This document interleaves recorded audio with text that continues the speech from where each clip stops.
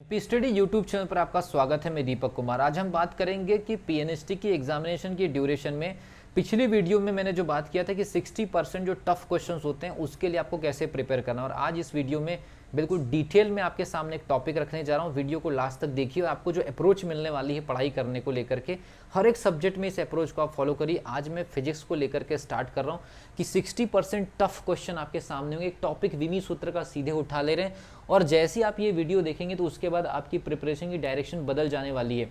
तो अगर आप इस चैनल पर नए हैं तो चैनल को सब्सक्राइब कर लीजिए, बेल आइकन को प्रेस कर लीजिए। इस वीडियो में मैं विमी सूत्र का एक टॉपिक उठाने वाला हूं और आपको ये बताने वाला हूं कि एक टॉपिक पढ़ते पढ़ते आप कैसे इजी और टफ दोनों प्रकार के क्वेश्चन को एक ही बार में, एक ही झटके में आप सॉल्व कर सकते हैं। ऐसे सारे के सारे यूनिट के अंदर में इंपॉर्टेंट जो टॉपिक होंगे सभी को लेकर के वीडियोस लेकर के आऊँगा। हमारे जो फिजिक्स वाले जो चैनल है, हमारा फिजिक्स की जो वीडियोस जहाँ पर डलती है सेपरेटली, उस पर्टिकुलर चैनल पर एक सीरीज स्टार्ट कर देंगे ताकि स्टूडेंट को फिजिक्स को समझने किसी भी प्रकार का कोई प्रॉब्लम हो पीएनएसटी की प्रिपरेशन के ड्यूरेशन में, तो सारी की सारी दिक्कतें हम आप लोगों के लिए खत्म कर देने वाले हैं।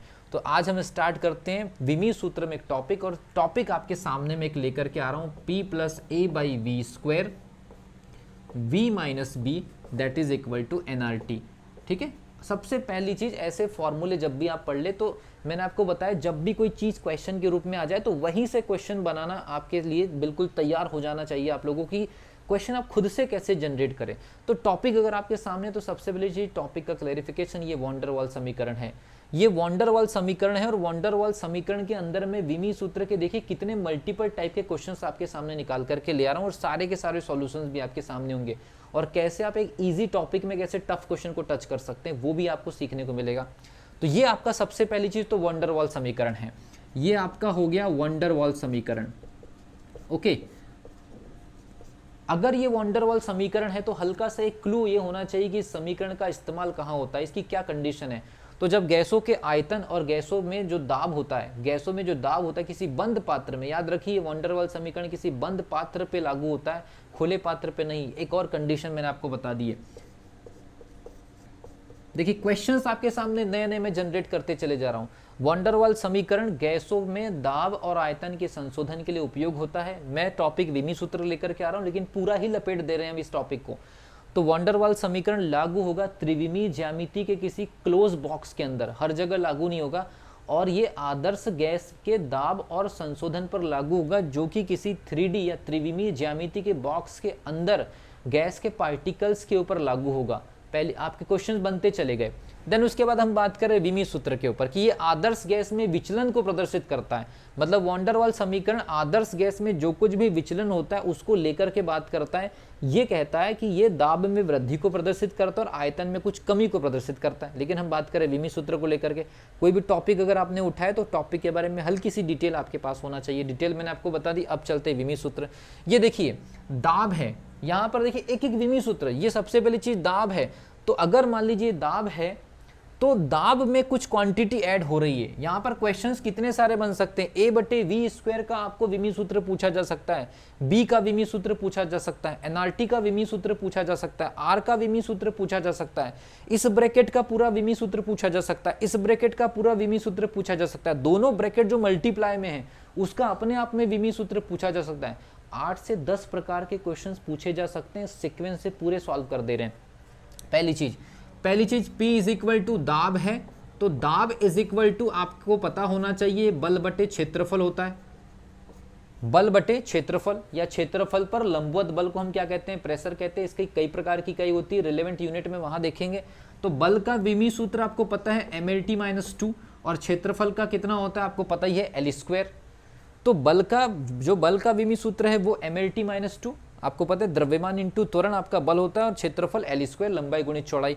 उसके बेसिस पर अगर आप देखेंगे तो ये आपका हो गया ml - 1 t - 2।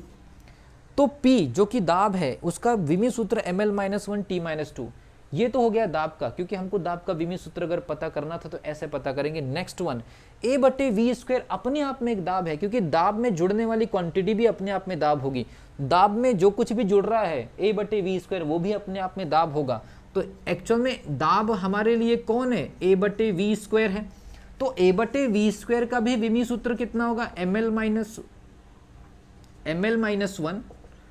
t - 2। तो a बटे वी स्क्वायर का विमी सूत्र निकाल लिया, और a हमारे लिए कुछ नियतांक है जो कि दाब में वृद्धि को प्रदर्शित करता है, ये भी मैं आपको बता दे रहा हूं। तो a बटे वी स्क्वायर है। अब मुझे दाब a बटे वी स्क्वायर है, दाब जो है वो a बटे वी स्क्वायर है, उसका विमी सूत्र तो मिल गया जो कि दाब के बराबर है। मुझे ये नियतांक a का विमी सूत्र निकालना है। तो a का विमी सूत्र कितना हो जाएगा, ml-1 t-2 और v स्क्वायर का गुणा कर देंगे, और v क्या है, आयतन, लंबाई गुणित चौड़ाई गुणित ऊंचाई, मतलब l की घात 3, और उसमें भी स्क्वायर है, इसका मतलब है कि टोटल 6 की घात। तो a इज इक्वल टू कितना हो जाएगा, ml-1 t-2 और गुणा कर देंगे l⁶। यहाँ पर पावर 6 की, यहाँ पर -1 की है, इसका मतलब है कि ml⁵ t⁻²। हमको a का भी विमी सूत्र मिल गया, p का विमी सूत्र मिल गया, a बटे वी स्क्वायर का विमी सूत्र मिल गया, a का विमी सूत्र मिल गया। एक ब्रैकेट के अंदर हमारे पास में 3 विमी सूत्र मिल गए। अब एक और कंडीशन देखते हैं। एक ब्रैकेट का पूरा कंप्लीट प्रॉब्लम सॉल्व कर ली, 3 फैक्ट आपको मिल गए, आपने एक ही क्वेश्चन के अंदर 3 अलग अलग विमी सूत्र को सॉल्व कर लिया। देन उसके बाद हम बात करते हैं अगला जो स्टेप है, दूसरा वाला जो ब्रैकेट है। आप दूसरे वाले ब्रैकेट को देखिए, v माइनस बी, ये आपके अपने आप में आयतन है। अगर v अपने आप में आयतन है तो उसमें से घटने वाली या जुड़ने वाली कोई भी राशि सेम आइडेंटिफिकेशन की होगी तो वो भी आयतन होगा। इसका मतलब ये हुआ कि b भी अपने आप में कौन है, आयतन है, और आयतन का विमी सूत्र कितना हो गया, l3। ये अपने आप में दाब है, ये अपने आप में v माइनस बी आयतन है।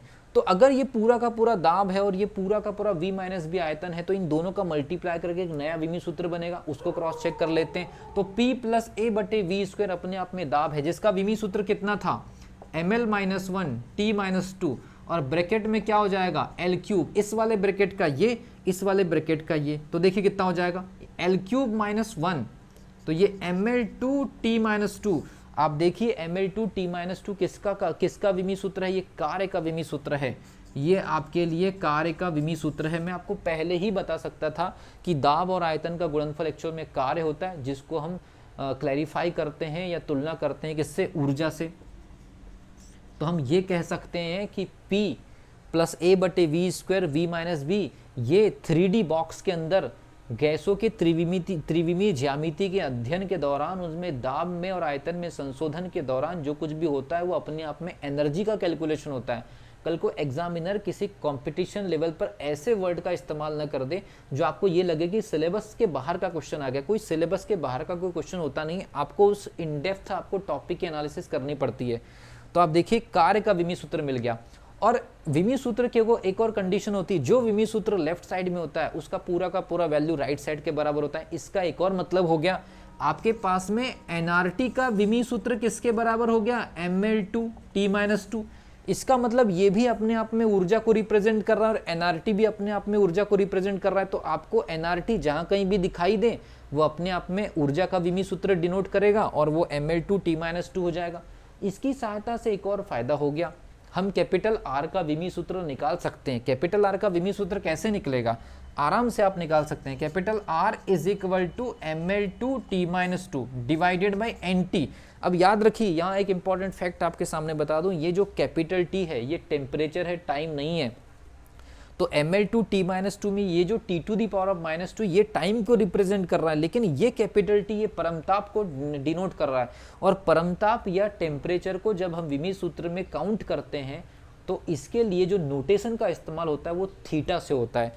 कुल मिलाकर के ये हो जाएगा ml2 t-2 n फॉर मोल, क्योंकि विमी सूत्र में 7 मूल मात्रकों को जगह दी जाती है। अब ये आपको एक फैक्ट बता दे रहा हूँ, विमी सूत्र में 7 मूल मात्रकों को जगह दी जाती है।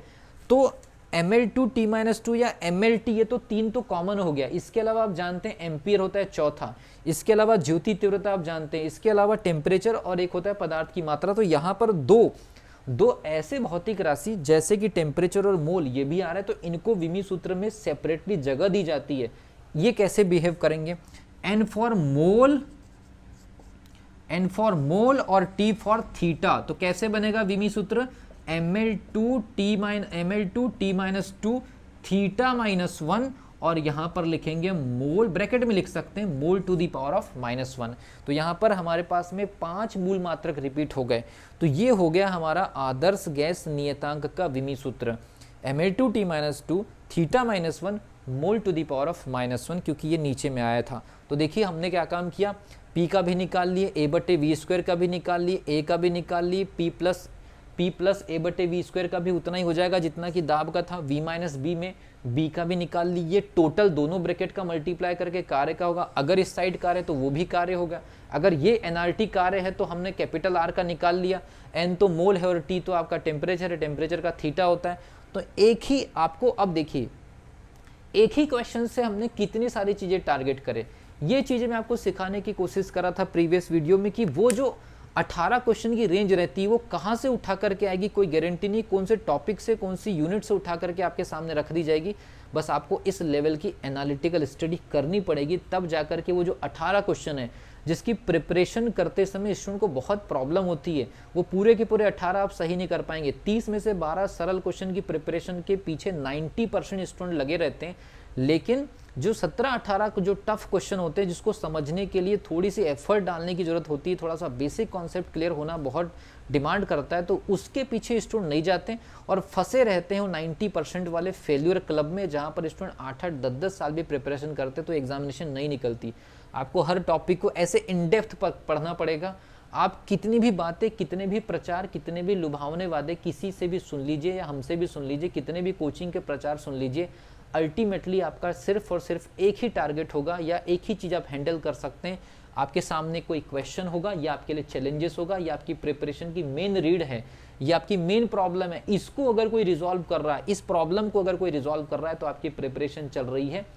अदरवाइज मान लीजिए हम या कोई ऑनलाइन कोर्स, ऑफलाइन कोर्स वाले जितना ज़्यादा प्रचार कर ले उससे कोई फ़र्क नहीं पड़ने वाला है। फ़र्क इस चीज़ से पड़ेगा कि कोई चैलेंजिंग क्वेश्चन आपके सामने है तो कितने मल्टीपल डायमेंशन से आप उसको कवर कर सकते हैं। केवल यही प्रिपरेशन है, बाकी सब चीज़ें जो है कोचिंग या फिर कोचिंग का बिजनेस या फिर लुभावने वादे, प्रचार प्रसार या फिर आकर्षण, इसके अलावा कुछ नहीं है। केवल और केवल क्वेश्चन को आप कैसे डील कर रहे हैं, कितने ज़्यादा क्वेश्चंस आप बना सकते हैं, कितने ऑब्जेक्टिव क्वेश्चंस के सॉल्यूशन आप एक ही टॉपिक के अंदर पूरे एक साथ कवर कर सकते हैं। इस स्टडी के तरीके से आप लोग ज़्यादा बेहतर तरीके से सिलेक्शन की तरफ जाएंगे। अदरवाइज दूसरी तरफ तो आपको मैंने बता दिया, ओनली व्यवसाय के अलावा कुछ नहीं चल रहा है। मिलता हूँ अगली वीडियो में, तब तक के लिए wish you all the best.